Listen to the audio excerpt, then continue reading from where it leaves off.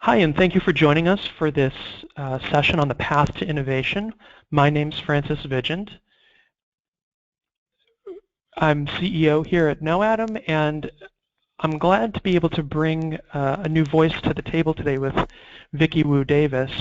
Before we get into that, I wanted to let you know why we are interested in speaking with innovators in the first place.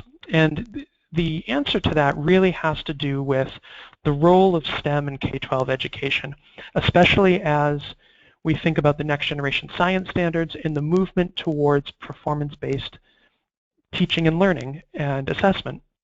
And the reason I mention this is that those critical thinking skills, the creative, evaluative, and analytical thinking skills, are something that at least we here at KnowAtom believe are vital to any college or career choice, regardless of whether somebody becomes a scientist or engineer. And we also believe that by putting students in the role of scientist and engineer in the classroom, by giving them that experience through the next generation science standards and these performance expectations, we have an opportunity to develop those thinking skills and actually give students an opportunity or a taste of what it's like to be a scientist and engineer. And so that's really where these two come together. And I think as part of this national conversation that is developing, the idea that innovation is key to our future, and that innovation takes many forms. Very few people have insight on what exactly is the stuff or the properties of innovation. And so that brings us to these discussions. And so I'd like to introduce our special guest, Vicky Wu Davis, Executive Director of Youth Cities. Vicky, leaving the corporate world in her late 20s to become an entrepreneur, says she's never looked back. She started a software company in the video game industry and ran it for over 10 years before deciding to teach innovation and entrepreneurship to middle school and high school kids through her nonprofit Youth Cities. Vicky's also a mentor at the Massachusetts Institute of Technology, MIT's Venture Mentor Services, and she's a member of an investment community called Beacon Angels. Vicky has been recognized numerous times in the area of entrepreneurship, such as Red Herring's cover story, Young Moguls, 20 Outstanding Entrepreneurs Under 35, the Kauffman Foundation's Entrepreneurs Giving Back recognition, and the 2004 Boston Business Journal's 40 Under 40. And in 2015, she was Women Up's honoree as a local woman of influence. So we're honored to have Vicky here with us to discuss her path to innovation. Vicky, thanks for joining us. Hi, thank you so much for having me. I'm very excited to be here. Wonderful. So we mentioned some of MIT venture mentoring, teen mentoring. It seems like much of your time right now is involved in giving back, and I'm hoping that through our conversation today we'll be able to explore some of the connections between STEM, science, technology, engineering, and math, entrepreneurship, and innovation.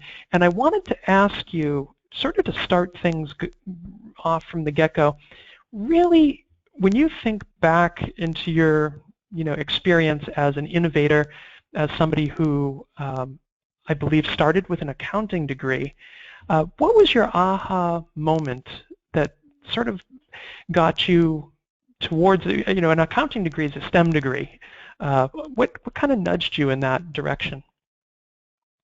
Well, it's kind of interesting. My path to my professional life has not been a straightforward one. And first off, I want to apologize if I end up coughing a little bit and I'm a little bit lethargic. I'm actually getting over a very nasty cold. I have a 5- and an 8-year-old that were both sick and have gotten me sick as well. So, but so I don't think I have that one pivotal moment.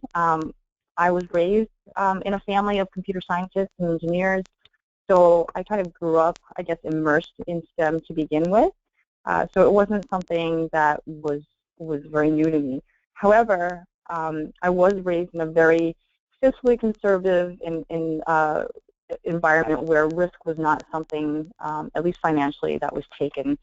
And I was also raised by a single mom, as my parents got divorced when I was 2. So my mom was a computer programmer, my dad's an electrical engineer, and neither of them had ever uttered the word entrepreneur or innovator. In fact, I don't think I ever even knew what an entrepreneur was until I went to college, and even when I heard about it there, entrepreneurship was portrayed to me more as a small business owner rather than the much more complex definition of what an entrepreneur or being an entrepreneur means. Sure. I think what did influence me and what I feel being entrepreneurial is that even though my mom wasn't necessarily an entrepreneur by training, she was very entrepreneurial about life, and maybe by necessity.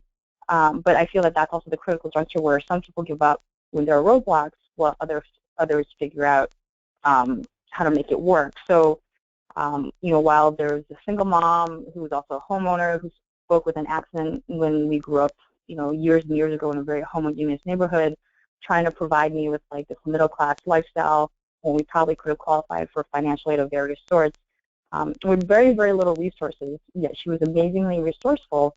And I never felt like I lacked anything. And it wasn't until I was much older that I realized the obstacles that she had to overcome for her passion, which coincidentally was me, and to take care of me.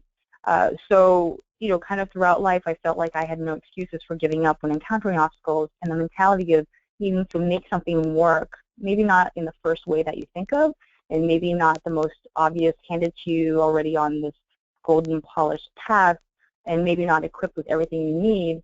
But somehow, if there was a goal and you were passionate about making that goal, I've watched over and over again my mom creatively make substitutions that probably ended up working out better than if she had gone the more ideal run-of-the-mill route.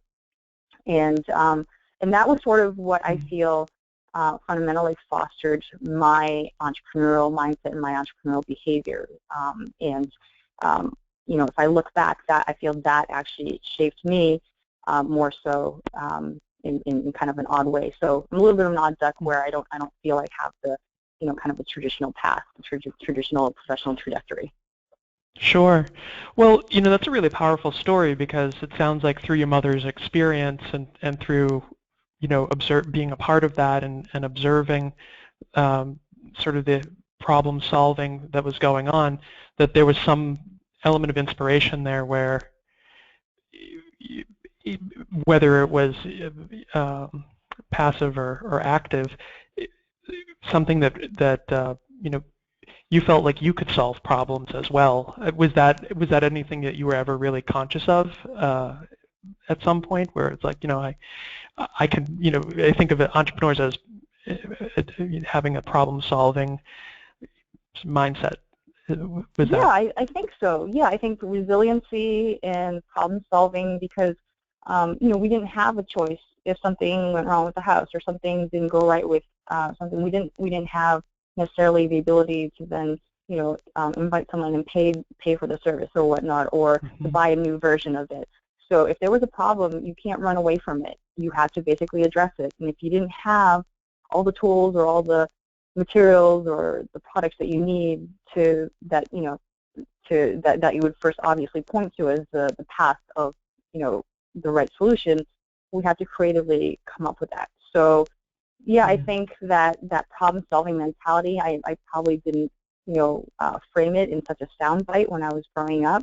But it was sort of, if you're confronted with a problem, you fix it. And if you can't fix it the way you think it's supposed to be fixed, then you can't walk away from it. There has to be a solution to it. So how can we creatively figure out a solution that, with existing resources that we had, and make it work, and make it work not in a temporary solution sort of way, because then it would fall apart again, and that costs more time, more money that we didn't have. You had to figure out really what was the root problem of whatever thing was going on, and kind of MacGyver the whole situation, whether it was a product or some other. It wasn't always a product-based thing that was broken that had to be fixed. And had to work, and it had to work kind of in a long-term way because there was no other option. So I feel that definitely laid the groundwork and the framework for having that problem-solving mentality growing up later.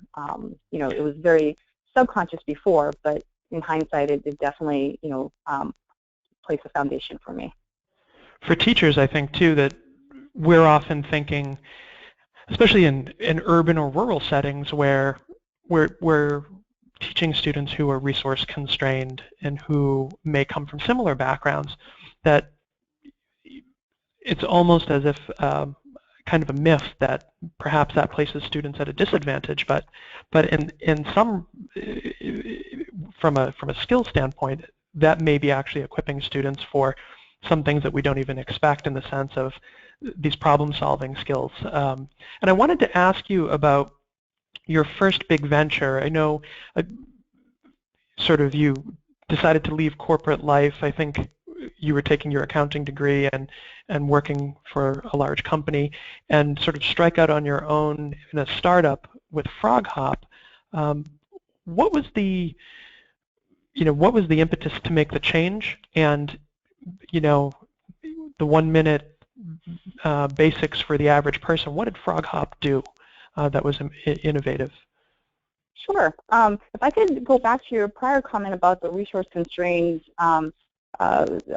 community or background or starting point and the tie with entrepreneurship, I think that's an excellent point, because in my mind I feel that having this entrepreneurial mindset in teaching entrepreneurship, which I love to do, is absolutely an economic leveler in certain ways to level the playing field, because a lot of times the mentality is, and even for my 8-year-old, because I think that, if you have, if I only had this, I could do that. If I had, and everybody's definition of I don't have enough or I have enough is all relative. And I feel that, being entrepreneurial means taking what you have, and all I have is all I need, and I don't need anything else beyond that, at least to start it off. So it takes something that might have been a negative starting point for, say, me or somebody else, and says, you know what, this is actually a creative challenge for me to figure out, because I can make it work. And for those who maybe have never had the opportunity to hear somebody say, well, we can't get that for you, to impose that becomes a design constraint. So I feel that roadblocks in life and challenges are not meant to be things that knock us down and is a quitting point, but rather it's a design constraint that we need to creatively overcome no matter what it is. And so, that was, so when I wasn't 100% happy professionally working in the corporate world, and I don't think I actually exactly put my finger on it for a long time. But thankfully, I was kind of too fidgety to remain satisfied, because I know some friends who have basically stayed with what they knew and were not passionate about, and after a while you sort of get locked into that cycle of the incremental pay raise and more and more financial obligations, and it's really hard to leave it sometimes. But I didn't feel fully satisfied in my work, and so I started kind of fidgeting around and trying to figure out what it was that I did like. And at that point in time, I didn't know I was an entrepreneur. But when I started reading and exposing myself to different networks, I found that I loved the whole uncertainty and chaos of things that were not working right, and trying to figure out a better way to do things, or taking a set of constraints that here is the context, and this problem exists, and how we fix that, within the certain context, within these certain people. You can't all of a sudden wipe out the whole entire staff and say, let's hire from brand new. You can't say, oh, let's change, XYZ when those were removable parts. And to me, it was like a puzzle. And so my favorite cousin is a mechanical engineer, and I used to watch him take apart stuff and rebuild, and then modify one part to be able to test what would happen, and then do something else to make another goal happen. And when I saw problems or inefficiencies within a company, or within just something else that I felt was could be done better, I always ended up, in my mind, equating myself to him, except in sort of like in a non-mechanical way. So I always felt like I was the equivalent from except with, instead of, I guess I am not being so eloquent, but instead of with different components, like mechanical components. It was just different puzzle pieces of life and problems and issues, and how do you solve that? I think that was what really intrigued me. So I ended up starting something on the side, which I did briefly, was to help out other companies that were started by people who were brilliant in what they did, whether it was in the sciences or in languages or as a tech person. And then when they got to a point where they started to plateau around the 3 to 5 year mark, I helped them streamline their processes and look to improve their business. And I really enjoyed that because, again, it was taking different pieces and trying to put it together in a puzzle that made sense. And so when I worked for Nextel, and when they wanted to relocate, I decided that I would take the plunge. And I've always been a passionate video gamer, so I decided, hey, I'd love to be in the video game industry. And yeah. I was just going to ask one quick question, because before you took the plunge, I wanted to ask you about the idea of career paths, because you were talking about this sort of like iterative increase in pay and sort of kind of climbing the ladder. And I think that one of the big things that K-12 educators, workforce development, and a number of other individuals are asking is, do career paths exist anymore? And I'm not really talking about, within a company. So if you join XYZ company, Fortune 500, that once you're in the door, you can kind of work internally your way up the ladder. But the idea that, that a career path really exists if you want to be, more of a, someone says, well, I want to design cars, or I want to design technology for video games. And I don't mean to get the cart ahead of the horse if this is where you were headed, but I wanted to ask that because when you brought up that idea of sort of being in a corporate culture where there was sort of iterative improvements, and yet you have all these skills and this interest in putting the puzzle pieces together, you have this entrepreneurial spirit, it seems like most companies would say that's exactly what we want. That's how you get to be designing cars. It's how you get to do these sort of fantastic things. But what's your perspective on that? Is there a career path? I think yes and no. I don't think it's a very black and white answer. If you want to aspire to be a dancer, or if you want to aspire to be a medical doctor or a lawyer, there are those kinds of things that you can study for and aspire to be. But at the same time, there's no guarantees in life that you'll actually like it once you get there.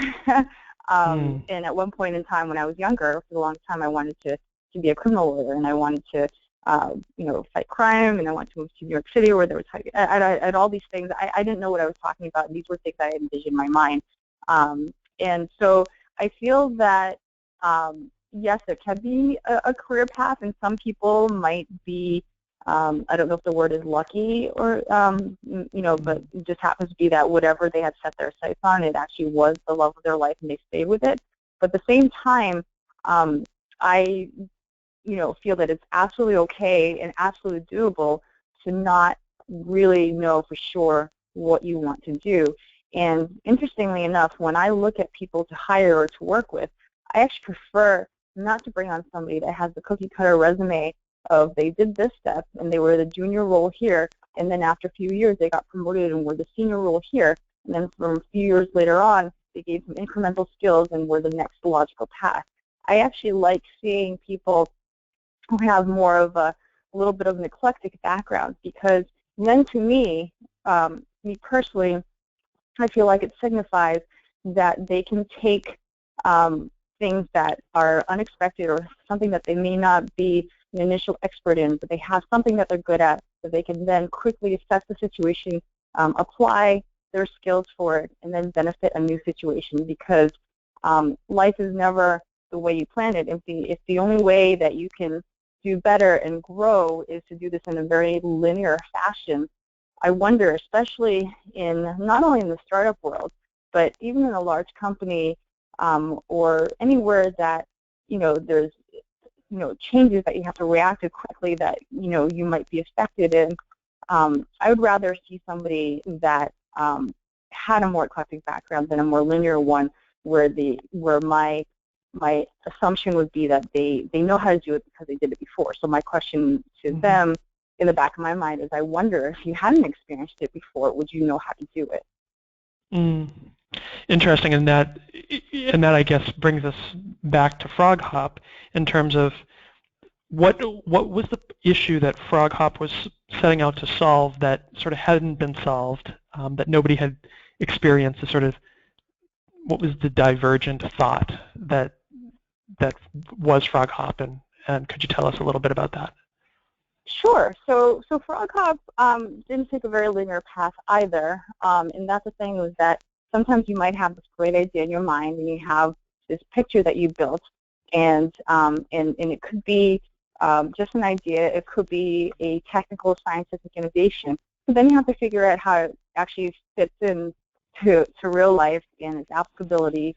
Who are you solving the problem for, and who will use it, and how would you get it to these people, and can you create the right relationships and to make it all happen. And so what Frog Hop ended up being was, we were essentially, if you think back not even too long ago, our accessibility to information and data was mainly from the computer. And so we were a little bit tethered. And even with a laptop, you were still, you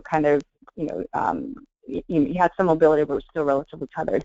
And if you think about nowadays, if you had to wait until you returned to the office to be able to read an email and to respond to it, you'd be like, no way, absolutely unacceptable, right? You have access to real-time email from your phone, and you reply to it, in real time right away, and there's no time lost. And so there's a type of video game that was played on your gaming rig, on a very specific computer that your game was loaded on, and it was a subscription-based game where there were a lot of hardcore gamers that spent a lot of their extra time, and maybe not so much extra time, but made it a priority to play these games. But when they were at work or out of the house, they had no access to this information, to the game, the virtual world. You might be thinking, well, what's the big deal about that? And unlike some games where when you play it and you're done, you shut it off and it saves the status of where you were, these virtual worlds were pretty much like the real world, in the fact that if you miss a day of work or miss a day of school, life goes on. New things get taught. Fires may happen that you're not there to put out, and then you have to deal with the repercussions when you do return to work. So sometimes when you leave for a week vacation, you come back, you feel like you need another vacation just to catch up, from all of that. And so in this virtual world, if you spend all your resources and your time, your virtual resources and your actual time building up an empire, if you're not there constantly to guard it, your enemy, and I know depending upon if you play games, some of this may sound really silly, but the empire that you spend all this time building could be destroyed when you're not logged in. And so the thing about this is that even though it's something of entertainment value, to certain people it becomes a necessity, and then to the video game industry business, there are also pain points as well that affect business.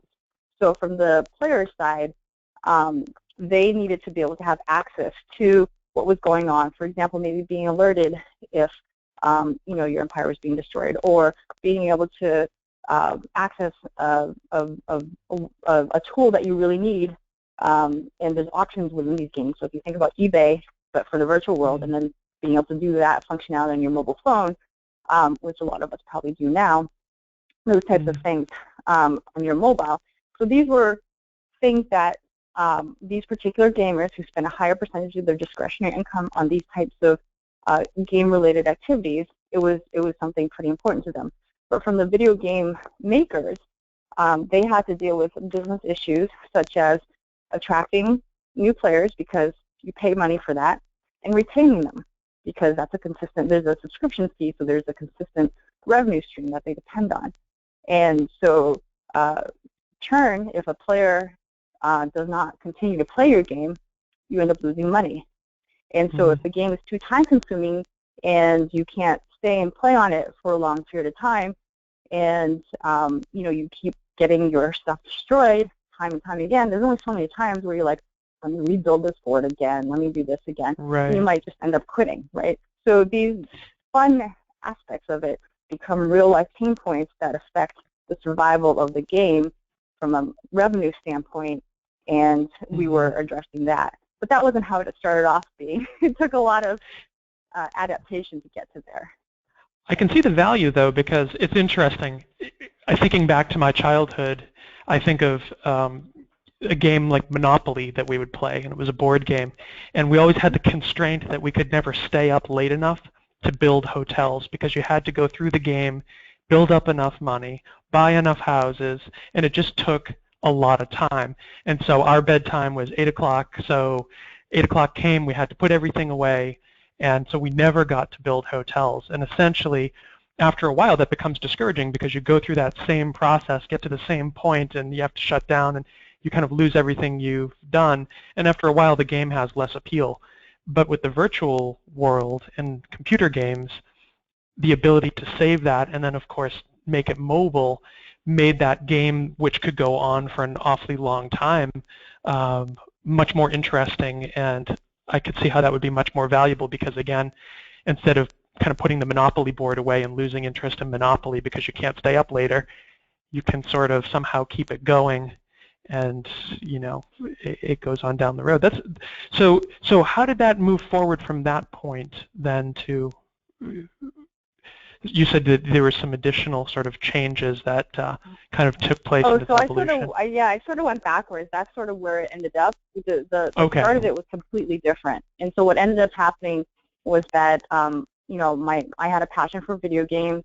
I was 26 when I wanted to start this company, and raise some initial funding to build the game. And since I was fortunate enough to have had experience managing software development, I wanted to create a platform that would allow me to churn out a bunch of games down the road instead of creating it all from scratch. And that ended up being my saving grace without spending too much time and wasting the time detailing all that out. Having that infrastructure and that back end allowed me to adapt when the market conditions, because this was when, I don't know how many people remember the days where WAP technology was first introduced, and it was marketed as like the internet in your back pocket, which of course nowadays it is, but back then, 15, 20 years ago, it was far from that. And so there was a lot of business model issues and technology issues that didn't quite catch up or live to the expectation. And so the idea of playing video games on your mobile phone, wasn't that popular.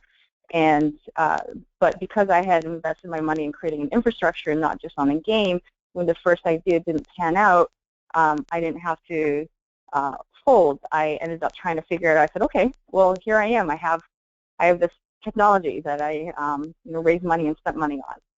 And so, gosh, what can I do with it now? I have been involved in STEM-related stuff, but I personally don't code. Well, I can code. Well, not anymore, but back then I could code a little bit, but you wouldn't want me to code. So it was a puzzle piece to try and figure out who could use this, what could I turn it into, and it took several iterations that included powering the New England Patriots web to wireless fantasy forecast. And a lot of the things that affected the change in the evolution of the business were not necessarily technologically related. It was how the ecosystem was in respect to a lot of other factors external. So, you had this technological innovation, but there were other forces at play that made me have to react differently and evolve the use of the technology to different circumstances. So it's kind of like a lot of times you have STEM innovation, or even if like a fictitious one like Flubber. I don't know if you guys know that movie, but you have Flubber, and it's like, oh, cool, this is this really cool scientific discovery, but it really doesn't mean anything to anybody. Maybe aside from like the person who invented Flubber and a few other scientists, but unless you find out how that flubber is going to actually be integrated into a useful way for the mainstream population, or at least for, even if it's a niche population, how it would actually be utilized. There's no application for it. Flubber is just, something exciting for like the person who invented it. So that was sort of the challenge in the evolution. And so, I ran Prokop for a little over 10 years, then handed it to my right-hand guy to run it because somewhere around the tail end of that, my older son, who's now 8, he's a second grader, was born. And when I became a mom, that whole first-time mom contemplation of how I want to raise my kid, and anything from like, sleep things to nutrition to education all crossed my mind. And so education was something that kept coming back and back and back, because even though I loved my upbringing, despite the whole single mom thing, didn't feel like I was missing a beat. One of the things that I did feel that I would do differently is kind of influencing the career choices or that I would make, because of course my mom did the best that she could. It was a lot of based off of her own experiences, but one of the things, a couple of things, was that I think I mentioned earlier, both from a cultural and whatever standpoint, our family was very fiscally conservative. When I was a college senior and recruiters were interviewing me, apparently I was the only college senior they've ever met who had asked about 401k plans and how long the probation was before I could start saving up for 401k, and how much of a percentage could I deduct from my paycheck to put into my 401k. And they just looked at me and they're like, "We've never had a college senior ask these questions." But that was how I was brought up, because when I was 16, I had an internship at Lockheed as a graphics illustrator. My mom opened up an IRA account for me, and that's where my money went. So, and my mom during was able to. I had wanted her to spend some time with me, so she stopped being a computer programmer for a while and took time to raise me. And then had work reentry issues, because this was before the days of LinkedIn and other things, and so on a paper resume she had a gap in her work experience, and so people were like, "Oh, well, the languages have changed, and so you don't know how to code this anymore." They had no idea that my mom's brain was wired in a way where she could pick up any language, any coding language possible. It didn't matter if she worked in it before, but you couldn't tell that on a paper resume, and so she had trouble getting back into finding a job. And so I remember her saying to me, "Well, it's hard with this kind of technology. Technology always changes. A safer route for you, because it's always about the safe route, right, and the job stability and building a nest egg." And also my parents' mentality was that, and this is where I thoroughly disagree, they felt that work was not about doing what you love, because then it would be called a hobby. Work was about bringing home a paycheck so you could put food on the table, roof on the head, save up for college, and if you had leftovers for a nest egg. And so the technology changes, and so a safer route would be accounting, because it essentially is recession-proof. Doesn't matter how what industry is hot or not. Doesn't matter what level on the totem pole you want to be. There's always room for an accounting job. So that's how I ended up choosing accounting. I also had an accounting class when I was in high school and just did really well in it. And so I said, sure, I am very good at it, and it's a good job choice. And so that's why I studied it. And so I don't regret studying that, because it's a great foundation that I utilize. But that doesn't mean I have to make that into what I studied into my career choice. I use it all the time in what I do. It's just a very important tangential part of it. And so I got into this debate of how I wanted to raise my kid. Do I want to support him in whatever he wants to do, regardless if it has this kind of traditional income, stability thing, or do I want to support him in whatever interest he has? So that was the whole kind of transition part, and so it was a lot of that stuff that got me thinking. Yeah, that's very interesting. And you bring up several other questions. I want to talk about youth cities and some things related to STEM here in a little bit. But one of the things you just mentioned, brought up a question for me that I think a lot of people are wondering. One, when I think about our work here at KnowAtom internationally, I think about our focus on not only empowering educators and students, but empowering women and girls.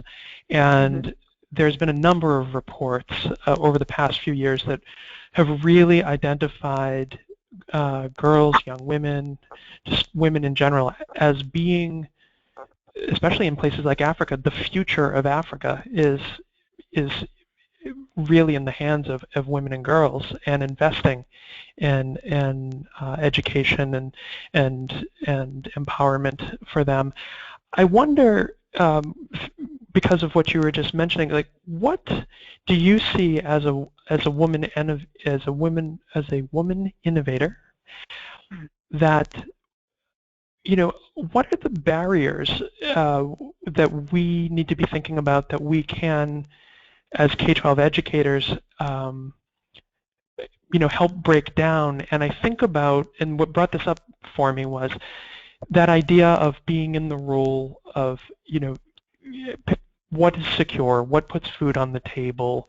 I was raised by a single mother, and my mother and my sister, and she was that person, as the sole head of household.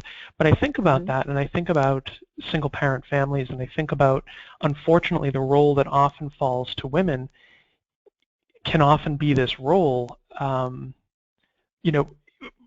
does that fit into the puzzle here with STEM education, innovation, and so on? Oh, that's funny, because this is a topic I'm very passionate about. So I'll try to see if I can just not go too deep into it. But one of my, sort of main things is I'm a big, huge proponent that neither zip code nor gender should define a person's potential, because I feel like sometimes right away, through that becomes an identifier that actually affects somebody's career path or their future and their access to it and things of that sort. So, and interestingly enough, from a gender or even a minority standpoint, I've been in video games, I've been in telecom, I've been in entrepreneurship. So more often than not, I am the token female in those environments, and then in video games, I encountered that from kind of two perspectives. One was that video game players, are often, categorized to be more of a male hobby, and then there was this whole industry discussion about, women in the industry, and how do we welcome it, because it's sometimes viewed as like not the most welcoming environment for women in the industry.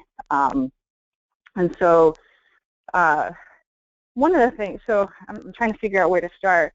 If I use the video game industry part of things,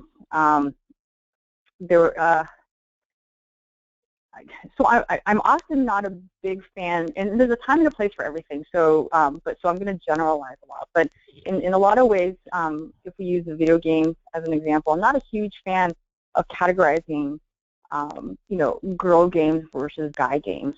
And I would use the same thing. I was talking to a teacher the other day, and I said I have that approach also when it comes to learning. Instead of like, here's how boys learn, here's how girls learn, there are different types of learners, and I categorize them from a learning or communication style or game playing style or habit, and not so much of a boy or girl sort of thing. And I think that's one of the things, because very early on, and I feel that even despite a lot of the things that are going on in the adult world, of the, sort of the, whether it's intentional or not, some of the biases in gender, I actually feel it's a systemic issue that goes way back down into like the elementary and middle school years, or even younger than elementary, because there's these subtle biases that happen that I that I have seen from teachers. I've seen it from parents, and I've even seen it from other moms that you would think that like, oh, like it, like, oh no, you know. So, but there's so whether it's subtle biases on how we treat and educate, and how we present the information to boys versus girls, or saying that and sometimes that can even be when somebody needs, or the approach is to cater to the girls. There was one time this 3-year-old boy was it was a Lego type of event, and at 3 everybody was just playing and building Legos, and then there was a group of girls that went to the side with another woman to do Legos, and this boy very innocently asked, oh, why are they going over there? Do the girls need more help? And it was just an interesting comment of just that. And I understand that there are certain, there's a time and a place for affinity groups and things of that sort, but it's just, and so it's hard to kind of in a very short amount of time try and pinpoint, which situation is right for what. But, sometimes at certain ages, the separation in the siloing can add to that. And there's also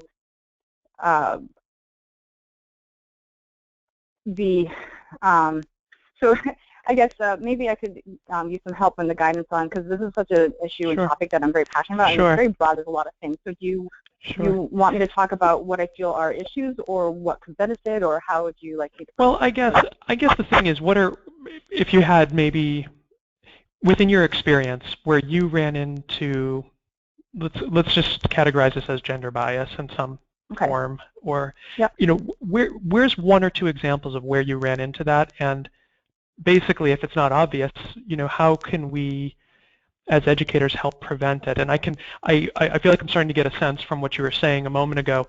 We've all probably been guilty of that, or let your father do that, let your brother do that, or some sort of almost subliminal sort of situation. But I'm wondering about, maybe as you were trying to grow your company, you mentioned maybe fundraising or these gamer communities where you were male and female wasn't as 50-50 perhaps. Yeah. So I personally, I mean, I see it around me, and I see women who have had to deal with this a lot. Me personally, I've only had kind of 2 blatant situations where I've encountered this, and one of them was when I worked for a large corporation, and it was in the role of like finance and things of that sort, and the company was mostly male, and I was fulfilling. I was a new hire. There were 2 new roles. One was an accounts receivable, and one was my role, and mine was a little more senior than the accounts receivable. And what was interesting was that the head of the that location kept mistaking me and introducing me to other staff members as the person that you would submit your expense reimbursement forms to. And I kept having to explain that wasn't, and that was the role for another person who coincidentally was a male, or not, not coincidentally is not the right word, who was filled by a male. But prior to that, the roles were reversed, whereas my role was held by a guy and the accounts receivable was held by a woman. So I think that there was, but it had to be corrected over and over again, and then I was it ended up being where I was also asked by this person when he couldn't find his admin to help him type up a letter. And so that was one situation that I encountered, which I could definitely tell that it was a gender-related thing. And then when I started Prokop, I was fundraising, and so I was presenting with my team to a team of venture capitalists. And when I was done, I was complimented by the head venture capital guy on doing an extremely good job, and he added, especially being the only woman.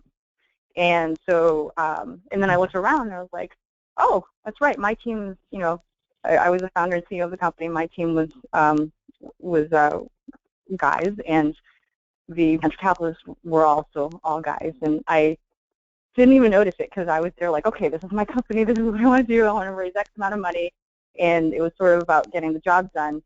And so that one wasn't necessarily like a negative thing. It was just kind of pointing out like, hey, wow.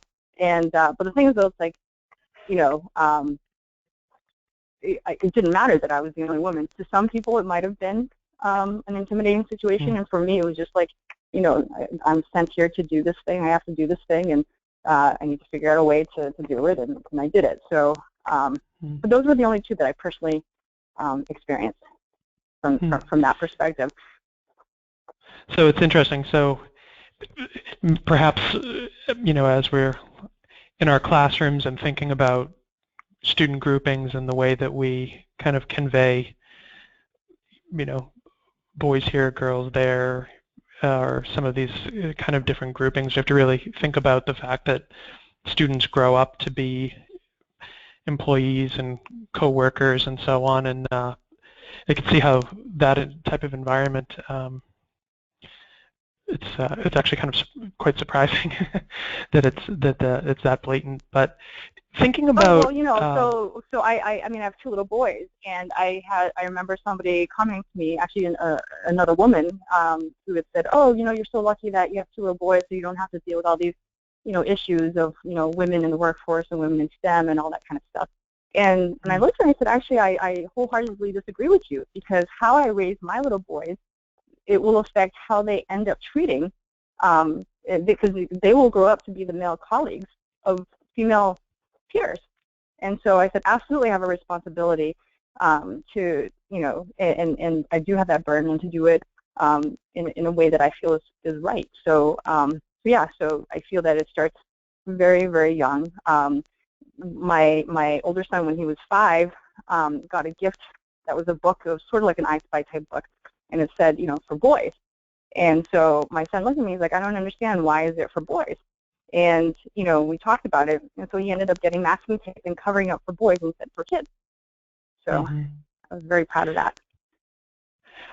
I know I was speaking to the founder of Goldie Blocks, and she was talking about the idea of the blue side of the aisle and the pink side of the aisle in the toy section, and how, just that's this manufactured sense, but yet people continue in that path. It's interesting. Pinkifying something doesn't make it girl friendly. Right. Exactly. So these days you're spending an awful lot of your time mentoring young entrepreneurs and students, and I wanted to talk, and I have up now just a few shots of Youth Cities. So Youth Cities is an acronym: Youth Creating Impact Through Innovation, Entrepreneurship, and Sustainability. And I know that through Youth Cities, youth are getting introduction to entrepreneurship. They're getting opportunities to mock presentations. They're collaborating with peers, and I believe that these are not students that are necessarily from all the same zip code as you said earlier, but they're getting a lot of really worthwhile exposure to be able to take their ideas and bring them to life. And I believe you also have pitches, and students can actually literally do just that, go from learning public speaking skills to using them to bringing an idea to life. Can you tell us a little bit about Youth Cities and where you're headquartered and a little bit of the vision and how this works? Sure. So we're headquartered in Massachusetts. I work out of Cambridge, which is often considered a hub of innovation. We actually do have we have expanded to St. Louis, and we are on the path to expand to Rotterdam and Miami. So I had mentioned earlier that Youth Cities was sort of the inspiration. It was inspired by, rather, the birth of my older son. And one of the things that I had kind of led up to was that, the whole career choice, and do I steer them in a way of choosing something that has a definite income generating sort of path, or do I support them in no matter what their interests are, even if it's traditionally not a very stable job kind of trajectory. And so as I was kind of thinking these things, I thought, well, if you have a startup, then you can do whatever you want, and you can hopefully make money that way and problem solve. But then I thought, well, there are a lot of people who are actually not going to be bitten by the startup bug. That kind of doesn't appeal to them. My husband had started a company that got acquired in 2008, and he never wants to be an entrepreneur again. It was a very successful one, but just it isn't his cup of tea. And I felt that if I kind of imposed that whole startup mentality on my son, that's no different than my mom, in her good intention way, imposing or strongly suggesting and influencing me with the whole accounting and the gap principles don't change as much as technology does. And so I thought, well, my mom didn't have it so wrong about the whole transferable skill set thing. And I thought that was actually quite clever. No matter what you do, it is useful and helpful, and it's a transferable skill set. So I thought about that, and it made me think back to, and this is where my kind of zigzagging of my professional soul searching sort of came in. I was like, well, the whole puzzle piecing things of identifying a problem and then understanding that a problem has many layers, and if you're trying to solve the problem, are you solving the right part of the problem? And and what why did previous attempts fail, and why not do it this way, and all the things that go along with it. And if I don't have all these resources to make that happen, what could I do in substitution to show people that this is a better path, and all that kind of stuff? And will it have long-term longevity? Because anything can work short-term, but does the forces in the environment and the ecosystem support it where it will continue that way, or is it going to run out of whether it's manpower or natural resources or whatnot? And think about it holistically. And if it's so great, can you repeat and and replicate, or in other words, sustain and scale.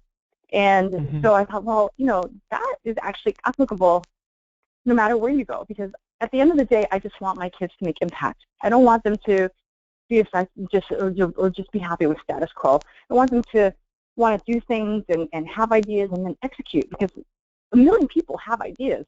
I hear people thinking, oh, what about this light bulb moment, or complaining about something that, over and over again without doing anything. And I was like, well, ideas are a dime a dozen, but the execution part is priceless. Right. And can I teach my kids to, when they, see something that isn't right, or see something that's inefficient, or see something that they could be doing better, to, can I teach them to take that and piece the puzzles together? Is that right? Piece the piece, whatever. Sure, put the puzzle pieces together, sure. There we go. There's the cold medicine affecting me, together in a way that they could make impact. And they can make impact in whatever choice they want, in whatever field they want. So as long as you're passionate about what it is, then you should love what you do. And then you become subject matter expert in it because you love it. And if you love it, you do it over and over again, you immerse in it, and you are an expert. You're going to know more than anyone else. And this is what I tell you. If you tell me, oh, well, I'm just a kid. How am I going to make how am I going to make a difference? How am I going to make this happen? I don't have enough money, and I don't know enough. And I say to them, money is an issue for most of us, any entrepreneur, because even the really wealthy, and there are examples of really wealthy people who, when they try and launch a business and they're the only ones who are trying to, pay for it and sustain it, they can still go bankrupt and it doesn't work. So you really have to, those entrepreneurial principles apply of, what pain points are you solving and who else is going to support it, because there's always somebody that can red light it and things of that sort. And so money is an issue across the board for entrepreneurs, and we'll teach you how to address that. And I said, from a subject matter expertise standpoint, yeah, maybe you don't have 10 years of biotech experience because you're 13, but if you've been skateboarding since you were 8, or if you've been coding since you were 11, then you are a subject matter expert in that. Or if you've grown up in an area all your life somebody else from outside of that can't tell you, how good or how bad or how tough something is, or what works and what doesn't work, because you are the one who lived it day in and day out. So you are the expert, not them, right? And so if you take that, something that you know, that you're passionate about, and not like, oh, I want to be like Mark Zuckerberg. Mark Zuckerberg is great, but don't try and copy him because you have $1 gazillion. Take something that you're passionate about and do something with it. And at the same time, maybe you can sustain yourself so that you can put food on the table. Because I'm their mom, right? I don't want them to starve. I want them to have food. I want them to, be sheltered and all that kind of stuff with a roof over their head. But if they can take that, then they can make impact in government, in public office. They can do it in philanthropy. They can do it in a large corporation, or they can do it in their own startup or somebody else's startup. It doesn't matter to me where they do it, as long as they make impact and do something about it and execute. And so I thought, well, if I can teach kids to be entrepreneurial, so this is all stuff that I want to teach my own kids. And I figured if I'm going to create this whole system, this whole method, and the kind of content and whatnot to teach my own kids, gosh, it's a lot of work. I might as well take it to anybody who wants to learn it. And that's sort of how New Cities came along, so that you can make impact and you can make a difference and you can execute your ideas, and you can do it in whatever way you want to do it, in whatever format you want to do it. But here are the tools to do it with, and things of that sort. So that was sort of how it all began, and that's the whole premise of UC. So it started off as a pet project on the side when I was still running Prokop.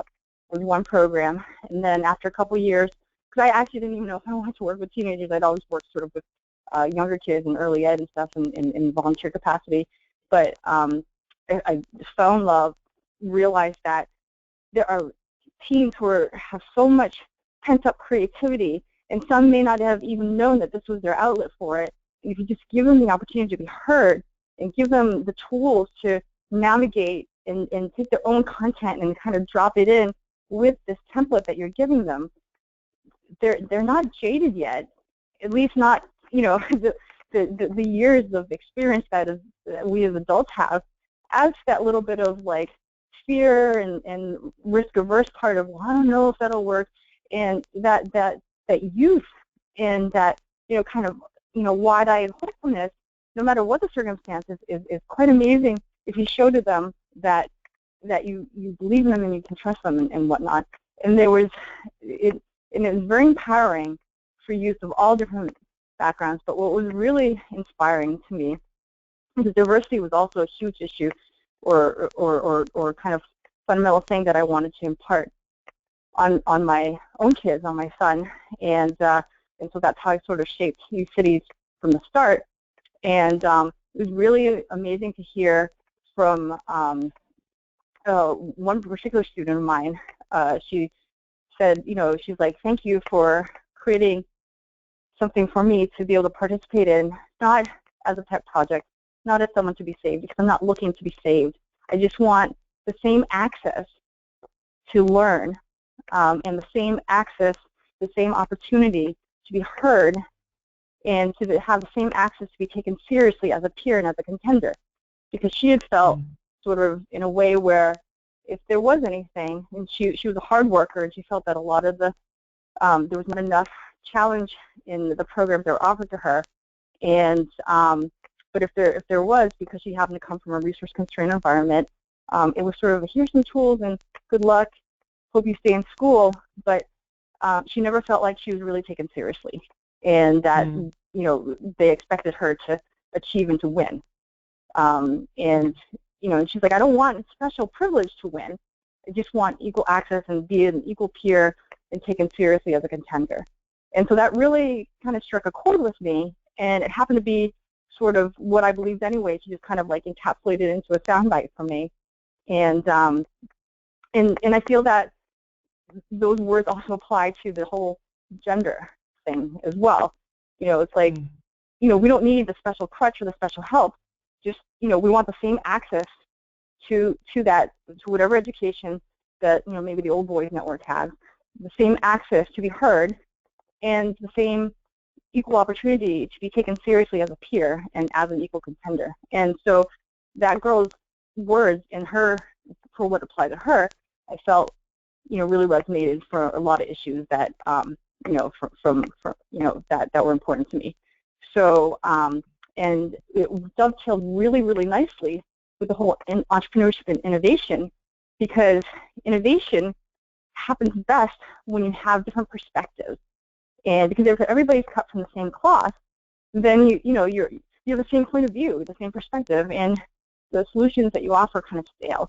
But if you get different people from different experiences and different, and I'm not just talking about socioeconomic or gender or ethnicity or whatnot, even just like the introvert, extrovert, the tech geek, and the creative artsy person, and things of that sort. You get them in a room and they have these different perspectives. You're going to have so many different viewpoints, and that's what fosters innovation. But the great thing is that when you have that exposure to all these differences in the beginning, because like I hate the word tolerance. Tolerance, I know this is sort of off topic, but tolerance to me means like grit your teeth and bear it sort of thing. It doesn't mean acceptance. It means, well, maybe I'm accepting it, but like it's a twisted arm sort of acceptance. Whereas if you get them all together and passionate and interacting, and they're all, from diverse backgrounds, then you end up fostering this genuine appreciation for these differences that gets carried through, much later on in life. And these young people will then become the coworkers who are open-minded and more accepting of different points of views and gender and perspectives, because that's what they were exposed to at a younger age. And I when I see that, I find it such a beautiful thing, and I feel that difference in appreciation for that innovation, because of that diversity, ends up being, the kind of seed that I want to plant. And so I get very inspired by that, and I feel that for so many reasons, because we shouldn't underestimate the kids' abilities to innovate and to make impact, and to have the ability and the desire to want to do great things. And while you do that, you expose them to diversity, and then it just kind of paves the way for how they think down the road. So not only are they able to adapt and problem solve in the future, which makes them more job ready for whatever job that they choose, whether it's the same career path, because even if you want to have this defined path, I want to be a dancer, I want to be a medical doctor, I want to be an engineer, it doesn't hurt to be an entrepreneurial engineer or an entrepreneurial whatever. Look at all the medical innovation. It comes from medical doctors who also have the entrepreneurial flair, and they're the ones who are saving lives in new ways that you can never imagine. And there was this case, a pediatric case, where this girl, I don't remember the details, she was born with, I think, half a heart, and I don't think she was statistically supposed to make it, but then ended up living longer than her anticipated predicted time. And there was this pediatric surgeon, I think based in Florida, and he ended up using, well, here's something that I think is really cool, entrepreneurial. He normally will use a 3D printer to print out and to kind of prep for surgery, right? So here's technology, great, to help out. But then in this particular case, 3D printer didn't work. And so, instead of like being like, roadblocked, I can't see the 3D printout of the heart that I'm supposed to operate on, he ended up remembering about Google Cardboard. And so he ended up talking to another doctor about Google Cardboard, and he was able to see the heart not only as like a printout of this kind of like in a silo on its own, the heart, but he was able to pre-map out how he was going to do the surgery, because it was also that the surgery was very invasive, and the path to reaching the heart was very troublesome. And through Google Cardboard, he was able to map it all out ahead of time, and because it's all like a virtual reality, and he ended up having a successful operation. So here's where technology and like the sciences and this medical doctor who embraced innovation and entrepreneurial, and then didn't get like knocked down when the 3D printer, the supposed it was an innovative path to begin with. But this goes back to what I was talking about, with my mom and not having all the resources. Like, like if this doesn't work and you don't have a 3D printer, I don't know why he didn't get another 3D printer. I don't know all the stories behind that. There's a little news clip that I read. But for whatever reason, that roadblock of not having a 3D printer led him to do the Google Cardboard, which was a much better way because he was able to map out the surgery route that he wouldn't have been able to do if he had the successful 3D printout of the heart. So anyway. Yeah, no, that's really interesting, and you know, it's interesting too that Youth Cities has become this sort of crossroads for youth to be able to engage, you know, engage their creative side, but their problem-solving side, and do it in the context of creating small businesses, entrepreneurship. I suppose there's so many different, I guess, labels we could put on it, but that idea of access and the authenticity of that access too is, I think, a lot of what I'm hearing. It's and I can relate to that too, as having some similar background to you with, you know, the way I grew up and such. That if your success is not genuine, it's not yours. If somebody's just sort of giving you something, that's not, you know, whether or not it works, whether or not it meets the need, it doesn't leave you in a very good place as a person. And the only thing you're really looking for is that access. It's to have the stage, to have the opportunity to prove yourself, and you know, to really go at the challenge. And that's such a powerful story. You bring up so many different really amazing and interesting points here.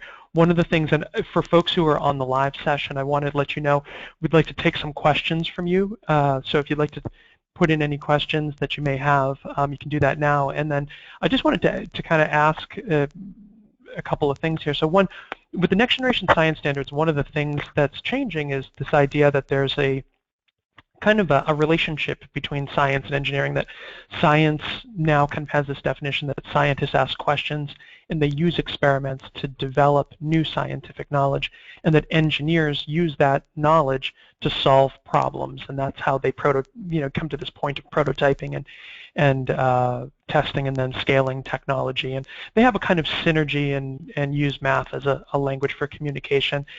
And so communication being, you know, one of technical communication and so on.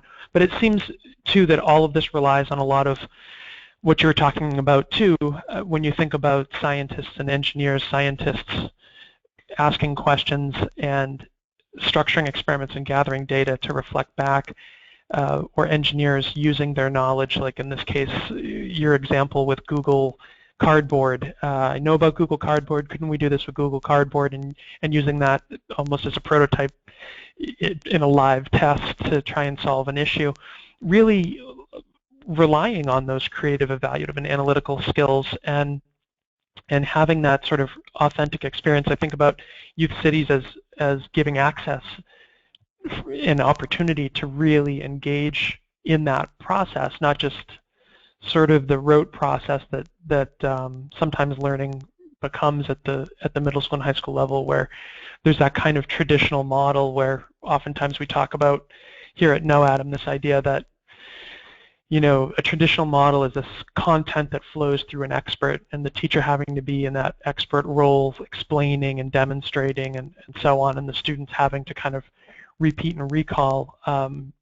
There's a lot of kind of shifts happening, and what we kind of talk about in this kind of switch to kind of effective STEM instruction, as the National Research Council calls it, that effective instruction capitalizes on early interest and experiences. It identifies and builds on what students know, provides them with experiences to engage them in the practices of science and engineering and sustain their interest.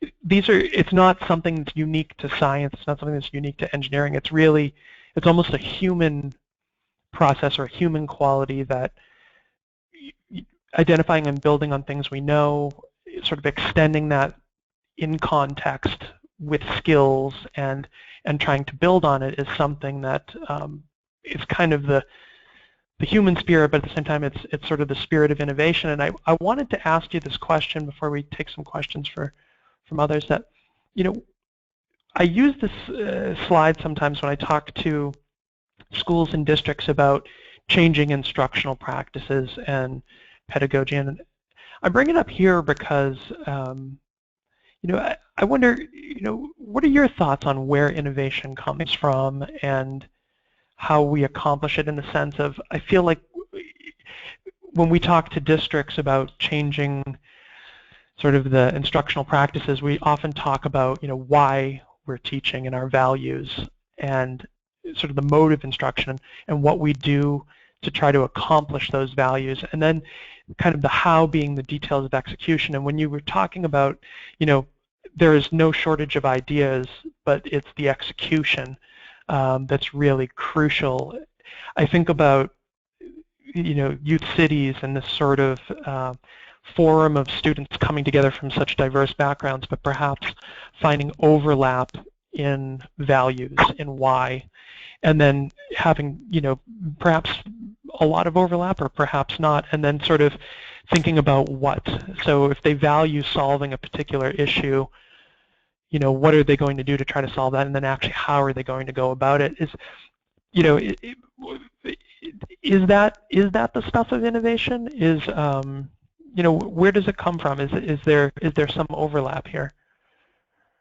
Yeah, well, that's a loaded question right there. So, yeah. And it's a lot, but let me see if I can try and attempt to answer it. So, I feel that, so I think the biggest thing is that most people, I mean, there are different types of learners, and yes, there's certain learners who will respond to the whole rote memorization and have no interest in how everything connects together. But I think for the most part, and even those who are good at the rote memorization part, I think the majority of people can benefit from understanding the connectedness of the world, and I think that's the biggest thing that's sort of missing. In that, but it's not as easy to kind of necessarily solve, even if that is the identified problem. But in my mind, I think it's just sort of understanding holistically. I mean, that's how the world works, right? The reason why like a pure technical or scientific innovation isn't necessarily going to solve something, isn't going to work, is not because of how, I mean, there could be flaws in the technology, but you could have a technologically flawless innovation.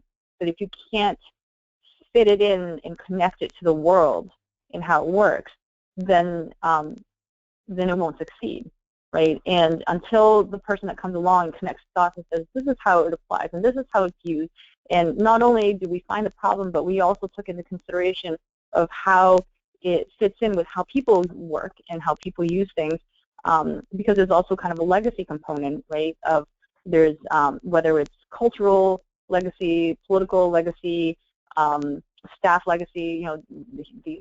Certain folks have been here for a long time. This is how we've always done it. Things of that sort.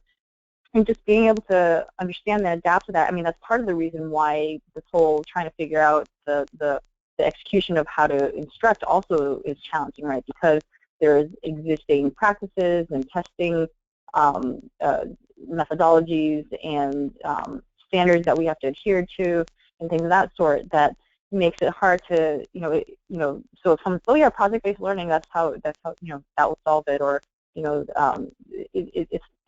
the idea is there, the solutions could be great, but then the hard part is trying to figure out how it fits in, because students are all different, and the teachers are all different, and then there's, the pipeline of, okay, well, if we have to go to colleges, how are they going to evaluate, and is there, and so we can hem and haw the individual pieces and say why it works or doesn't work, but the hard part is putting it all together. But I think what ends up helping in just learning in general, and for me specifically, is just understanding how things fit into the rest of the world. And I feel that a lot of times when I learn in isolation, when I learn in these silos of like this, disembedded pieces of information, I'm kind of, I've always been a good student, so, I can kind of, go with emotions and learn it, but do I really absorb it? And if you ask me a week after I got tested, even though I might have gotten a really good test score, how much of it do I really remember? And do I know even what the relevancy of it is to anything else? And I think that, the content is good, and we do need content, but at the same time, content always changes. So there's certain things that, you know, it's not just the content. Even if the content stays the same, it's trying to figure out how to apply what we learn in the classroom to sort of the real world, because there's a connectedness or gap in the connectedness even from there, right? Whether it's a direct career path or whatnot. And I always found that I always learned better or absorbed the material from a class better after I had an internship, because it didn't make sense to me why I was learning something until I actually saw it. Not necessarily, I mean, even in something like accounting, it was like, okay, but this is how accounting fit in for like the rest of the company and why this was important, right? And then it all made sense to me, and then I started remembering it more. And so one of the things that I also do on the side, sort of create out of necessity, was that, so I'm Chinese and my husband is not, and I'm trying to raise my boys to be bilingual. And when my older son was 3, he decided he didn't want anything to do with Chinese. And so I thought, okay, well, at 3 and a half, you know, I can enroll him in a traditional Chinese school and get that rolling. And he absolutely hated it. And culturally, it's the way to learn things is a lot of content and via rote memorization. And I didn't want him to end up resenting and rebelling against the Chinese culture. He's only half Chinese, and so it's hard enough to, and I'm American born, so even though I'm fluent in Mandarin, I think in English, so it's not a complete, like, I speak Chinese to him and they speak English with my husband. And so I ended up designing this program that, you know, I, you know, felt was, you know, so it's like, so I'm trying to figure out how to, so I ended up creating a program that was Chinese immersion, but I used a whole bunch of STEM components to piece it together, because I was thinking to myself, it's not a comprehension, it's not a capability thing, because, you know, the syllables on dinosaur names are, you know, horrendously long, and any young kid can outspeak, you know, the dinosaur speak than any preschool teacher. And I've, you know, and I can attest to that because I've had 2 kids who went through those phases.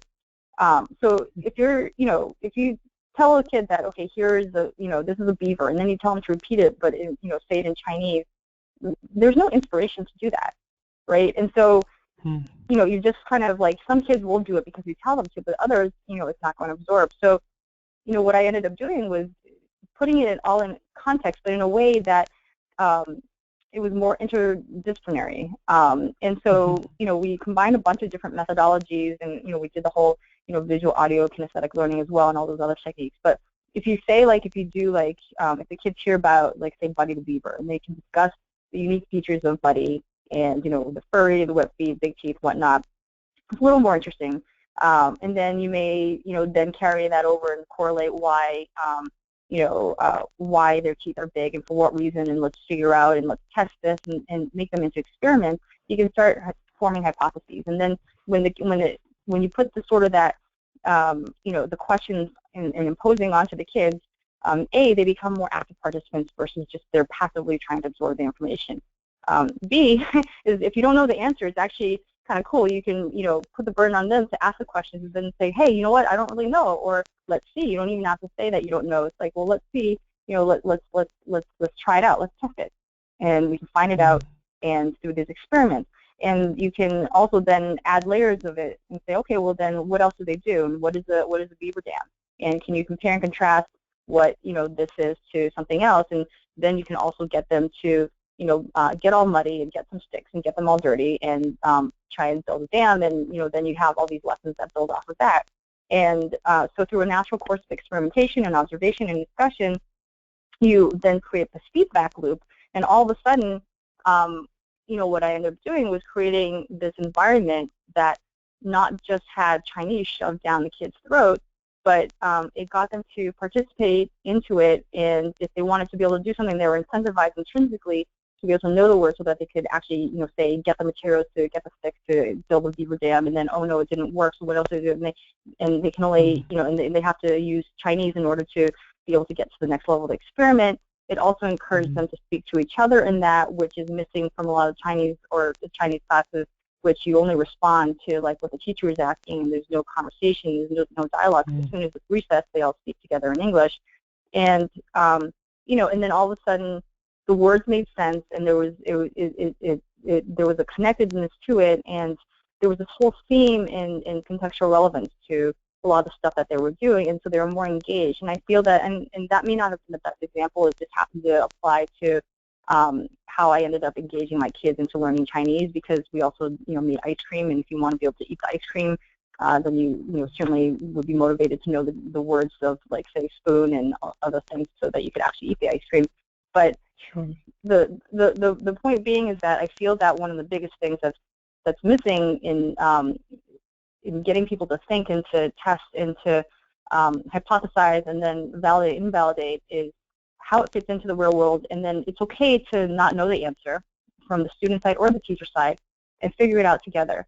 And so I have kids who are, like I said, from a wide variety of zip codes. But one of the things is that because it's out there in a variety of other things, I have a bunch of different programs. They tend to be what I call thirsty learners, kids who are just really like, tell me more, I want to do more, I want to do more. And so with that, I have a lot of AP students.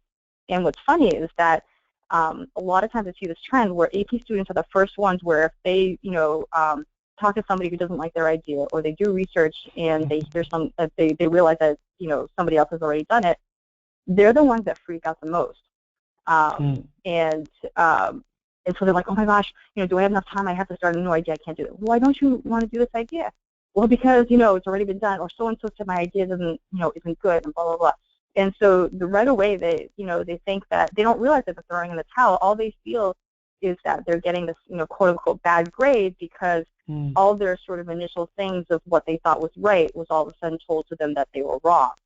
And so, I would have to work through this process, along with all the amazing mentors that are in the program as well, to help them see that no matter what idea there is, there's going to be flaws to it. You have to figure out when and how and why and where and what, context and whatnot, that it's valid, and that almost all ideas having one, reincarnation or another have happened already. And it's a matter of, adjusting the who and the why and the how and whatnot to figure out the right pieces and adjust it and make it happen. And a lot of the AP students at first don't believe me. And I finally have to tell them, because they want this perfect presentation that has this quote-unquote flawless path to their solution and, sort of an A answer. And I told them that, if they only have one version and it seems flawless in their presentation, I said they will actually get a higher ranking or scoring if they have multiple versions of the idea that showed that they were proven wrong here and they did this to change it, and they were proven wrong here and they did this to adapt it, and that there are multiple versions of the same idea. And that boggles their mind. And it's funny, I don't have that as much with the younger students. I have middle school and high school students. I don't see that as much with the middle school students. And and I see it a lot more with the AP students, those who take a lot of AP classes. And it's this whole, they're very surprised by the fact that their ideas made better by being proven wrong so many times and to adapt it, because they always think that there's kind of one way to do things, and I'm trying to shift that. Even with I have a 5-year-old and an 8-year-old, and there's nurture and nature and all that kind of stuff. My 8-year-old academically, reading, writing, math, he's very, very very good, but he's the first person where, like, if he doesn't have everything that he needs to in his mind, that he has all the tools needed, he's, I can't do it. I said, what do you mean you can't do it? I don't have the right pencil. I don't have a 3D printer. He actually said that one time. I don't have this. I don't have that. I'm like, honey, there's a lot of things you're not going to have. If you want to be able to, accomplish things, you're going to have to figure out how you're going to do it without every tool that you think is needed. And if his when he's trying to draw something, if he makes one mistake, he gets, he has to start all over again. I was like, no, you don't start over. It's just like if you want to go to your friend's house and you go to the wrong house, do you go all the way back home to go to your friend's house? Well, no, I go to my friend's house from that new house. Well, yeah, it's the same kind of thing. You start from there. And to him, it's this hard concept, but he's getting better at it. Whereas my younger son, who's only 5, if you tell him that, I'm sorry, we can't do it this way, or there's not enough to do it that way, like, he'll get to that end point that he wants to, that he's determined to get to. It may not be the way that he originally wanted to do it, but he'll find some other way to do it. And it's just interesting, the kind of the contrast. And so, you know, when I'm, you know, with my son's elementary school, we talk about maker spaces and things of that sort, and we had a discussion with the teachers.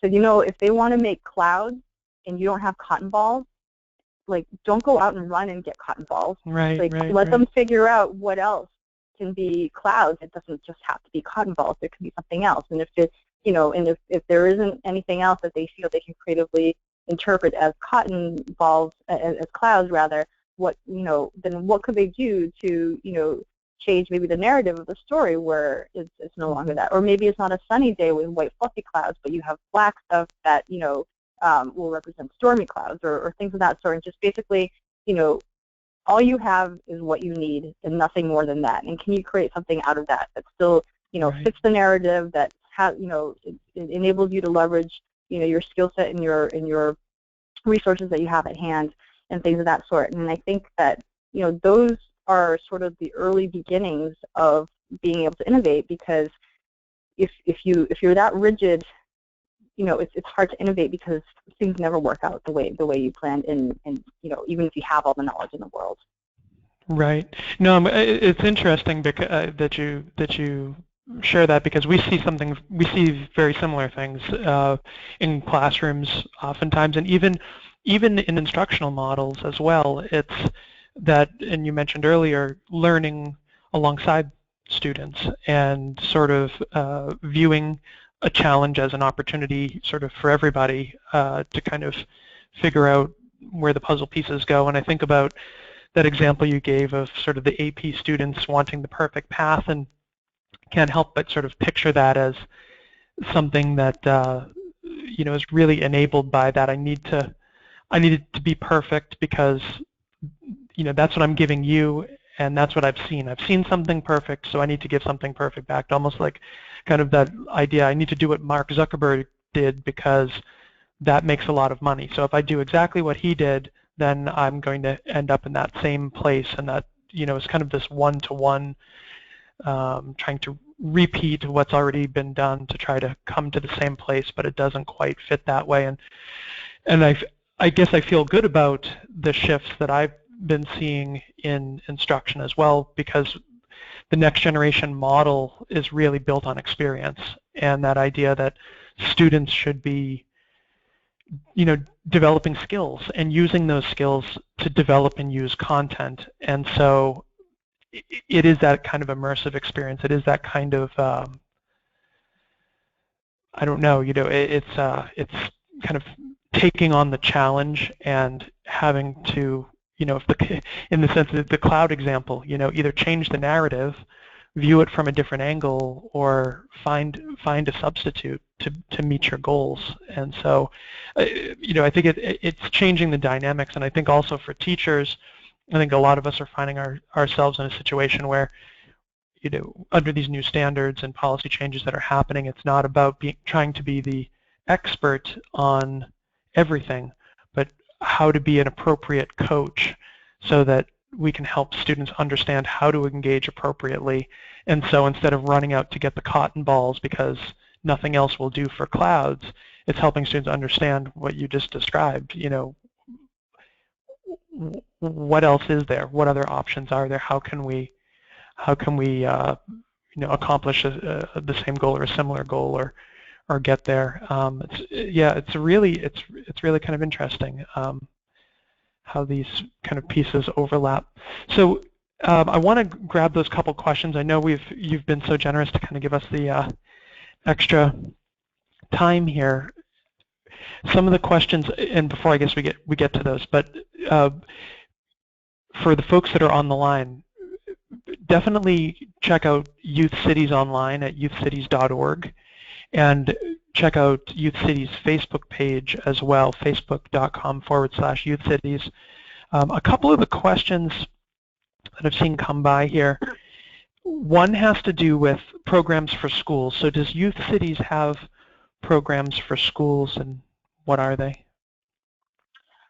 Yeah, so I mean, I have 4 out-of-school programs that are enrichment programs, and some of those are the ones that have radiated outside of Massachusetts. I also do teach in school, and am working with some schools on professional development aspects so that we can actually, the teachers are the ones that are, sort of the front line interacting with students, and they are, one of the biggest influencers. Sometimes the parents are the first, sometimes it's actually the teachers that are the first and foremost the influencers of what students and young people are exposed to and what they become. And so there's a couple of different ways that we do work that we can help. There's the licensing of the curriculum. That is one way that we have expanded out, but there's also custom ways that we work in schools or with within classroom teachers, or working with principals and superintendents to figure out how do we not necessarily teach this and have the teachers then regurgitate in a way where entrepreneurship in some ways is another language. So for me to teach you Chinese and then you're conversationally fluent and then say, hey, go teach it, that's a whole another leap. But there's ways to infuse that entrepreneurial thinking in any STEAM subject, in any class. And so how do we leverage existing faculty within their existing classrooms? We do have PD, professional development, that trains the teachers to be able to take what they know best and just incorporate some of that into their classroom, so that when the kids get exposure to that, they will benefit from that alone, but some that may end up intriguing them to explore a little deeper and maybe outside the classroom as well. That's great. And will they be able to find that information at youthcities.org? No, that would probably be better if they email me. I don't know. I don't see my. You can feel free to give my email address out too. Okay, and I'm sure there's probably a contact area too of the website, so they can check under there. And another one is is the Chinese STEM program you were talking about. Is that something you've just done for your children, or is that something that's available online? And what's the name of it? So I haven't really publicized it because I created it for my own kids out of a necessity, because there was nothing on the market that I bought books and DVDs and sent them to classes within a decent drivable radius, and nothing worked for my kids. And so for the past few years, I run it. I actually hire a native speaker. I write all the curriculum. I love being the TA rather than being the main teacher. And we have Chinese and non-Chinese kids who've been involved in the program over the years. And so it's something that I actually got contacted by my town to teach it as an offering over the summer. I agreed to teach it every year for 1 week. But I don't have anything like online because it's not something I promote. And once my kids are old enough, which this year may be the last year, it's a lot of work. So it's a labor of love. And so that was in cities out. I'm not going to continue doing that. But I do have all the curriculum on file, and there's things that I've been asked that before. So I might end up, even if I don't run it myself, I might end up putting it in a format and figuring out a way to distribute it so that it can benefit others, and it doesn't have to be Massachusetts. So. Okay, great. And here's our last question. So what has surprised you most about working with youth through Youth Cities?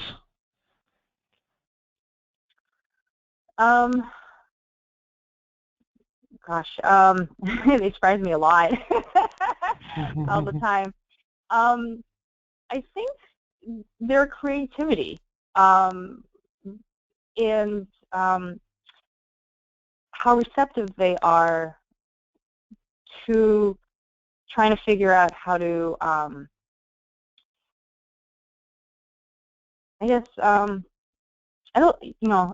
guess just the amount that they can do. So not that I'm underestimating them, but I have some students who have a provisional patent filed, and they're middle school kids. Wow. And wow. Just the amount. I mean, it surprises me how passionate they are and what they can do at this age. And I keep telling myself, like, I better keep in touch with these kids because these kids are going to like change the world, and I want them to remember me when they're all like famous. I'm just this little Vicky person. I have one team of students that's working on wearable technologies devoted to helping people with disabilities. Another one that I said has a provisional patent. Another one ended up taking the love of her hometown, which she felt was often wrongly and unfairly viewed negatively, and focused on sort of the crime and other things that were not so good about it. And she absolutely loved the city that she calls home. And she combined her love of journalism and advocacy and all that kind of stuff to create a publication. Had lots of ups and downs, and she ended up running it from starting it as a sophomore in high school, running it to the point where any high school kid who wanted an extracurricular activity that was known to be for high achieving kids, they all ended up volunteering and working in her publication. And her, just like a magazine, it gets thicker because you get advertisers. She ended up getting lots of different advertisers, including large vendors and universities, paying for advertising in her publication. And it ended up getting, I think they got mentioned on PBS one time. And from what I understand, they were also contacted. I think they might be in a little sidebar in Oxford textbooks or something. But she's now a senior in college, and she ended up, after 5 years, including running it remotely for a while from out west, even though it started the East Coast. She is now advocating for every single minority. She's originally from Kenya, but like it could be an Asian issue or another issue, like any kind of minority. She stands up for that. I swear she's going to be part of like the United Nations, one day. And it just, like, I guess I am surprised, but I'm not. I shouldn't be, but it wows me, just the conviction that these students have and how hungry they are for an outlet. One student of mine had said that he had all these ideas and all these different things that he wanted to do, and for a while, and he's extremely bright and raised a bunch of angel money for his venture. Not too long ago, he deferred. He got accepted to Penn and deferred a couple times while he's working on his entrepreneur ventures. But he had mentioned that for a while he had no outlet and didn't know what to do with all those thoughts and all the things that he wanted to do. And had told me that he was, kind of, in this little period of depression for a while because he had no place to figure all that out. And so, all that conviction and excitement and creativity, I guess, that these kids have, and, I guess, I'm amazed, at the amount of creativity and amount of passion that they have. And I think that, still surprises me even as I am impressed and humbled at the same time. And I think a lot of it is that, fundamentally, what we do is we I think I earlier mentioned that anybody is a subject matter expert if they focus on something that they love or know or have personal experience in, and the experience could be, hardship or something like that. And the passion that comes from finding that, even if it's not, initially evident, it's so very strong, right? And so many times people try and imitate, someone they see because of like the amount of money that they make. And sure, you can you can do a lot of good, and you can earn a lot of money. It doesn't matter to me what your motivation is. I hope that you will be economically successful for the longevity, and I hope that at the same time you'll also think of how you can strategically impact your community, and that those two things don't have to be mutually exclusive. But at the end of the day, you can, if you find what you're passionate about and leverage your skills with it and figure out how to combine all these things together. It's like this recipe. Sometimes you have certain ingredients and if you just find the right recipe to make it work, the potential that these kids have to do great things is amazing, and the trajectory that it puts them on, because once they get on the path, you can't get off. You might take a break and you might do something else. It's not to say that they're going to, be on this, mindset 100% of the time, but, the kids, they don't forget these experiences. And from, like, the beautiful notes that I would get from these kids, or students who go off to college and then I think that they're gone, and then they come back and contact me and ask if they can help mentor the other kids and tell me the new things that they're doing, planting that seed and, believing them as a serious contender and not some pet project that you're just hoping to, impart some knowledge in and hope that it sticks. Like it really does stick, and whether it's classroom, whether it's entrepreneurship, out of school stuff, if you figure out what makes the kids tick, and there's always something that makes them tick. It's the hard part is trying to figure out what makes them tick. And if you help, and some of them don't even know that, and if you help them to discover that, then their learning all like floods in because you found something that engaged them and it means something and it's relevant, and they're like, oh, now tell me how to do this because you found something that clicks with me, and I want to absorb all this other knowledge to help elevate this thing that I'm very passionate about. So I wouldn't discount something as frivolous as like a video game or fashion or anything else that may not be something that we see eye to eye as something that's important, because that could be the catalyst that gets them to think about something. And I had this girl in the class who wasn't necessarily someone that initially teachers would say was STEM inclined, but we were talking about what she could do that interested her, and she loved hiking, and she also loved social media. Not a big social media person, but she loved posting things and doing stuff. But one of the troubles that she had was like when she goes on these hikes to these beautiful scenic areas, she wouldn't be able to have the right connections to be able to post her stuff. And so that ended up catalyzing her interest in why not, and what is and then she wanted to address that, and whether or not she'll figure that out now or later, or maybe she ended up getting an interest in technology because the solution, the obstacle to something else that wasn't technologically related was a STEM subject.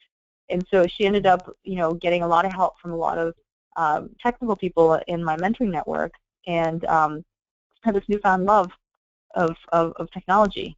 And I had another girl I have another program that teaches entrepreneurship, but in the context of like of a large organization. How do you be entrepreneurial within a large organization? And we teamed up with Boston Children's Hospital to do that. And this one young lady, had never really thought about going into like the sciences because she, was squeamish about blood and didn't want to cut people open. Actually, that was her wording. But then when she realized all the medical innovation that was involved, and she was intrigued by technology enough, she's like, oh, this might be, a field that I'd be interested in considering, because there's so many cool things that you can do to help people, and it doesn't require being on in surgery. And she didn't know that before, right? And so I guess just continue to allow yourself to be surprised by just how many things that these students might be interested in, even if you don't think they are. Because I sometimes feel that we will categorize someone or pigeonhole somebody based off of our kind of slice of experience with them, and think that a student wouldn't be interested in a particular subject because of our one angle of interaction with them, right? And I'm always surprised by how untrue that is and how it can uncover, right? And and I've had teachers who said, oh, I don't think the student would be interested in entrepreneurship, or or I don't think they would do well in your class because look at all of the the high achieving smart kids, and I'll see something in that person. I'll be like, well, that person is a thirsty learner. They are so hungry to learn. It's not necessarily in that way, but put them in this program, and I'll show you that side will come out. and I see teachers who are surprised.